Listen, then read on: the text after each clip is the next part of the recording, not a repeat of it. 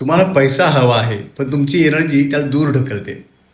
तुम्हाला पैसा हवा आहे पण तुमची ऊर्जा भिकारसारखी आहे. तुम्हाला संधी हवी आहे पण तुमची विचारसरणी बंद दरवाजासारखी आहे.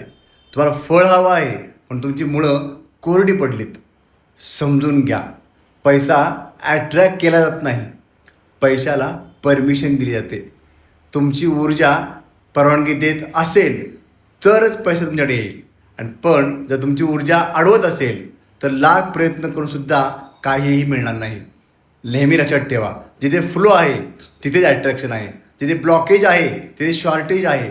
तुमच्या मनातले विचार, काय होईल, कसं होईल, नुकसान होईल का, लोक काय म्हणतील, हे सगळे विचार तुमची एनर्जी जड बनवतात. आणि जड एनर्जी मोठ्या संधींना पकडू शकत नाही.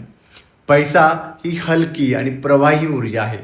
त्यामुळं एनर्जी बदला आणि रिझल्ट आपोआप बदली होतील.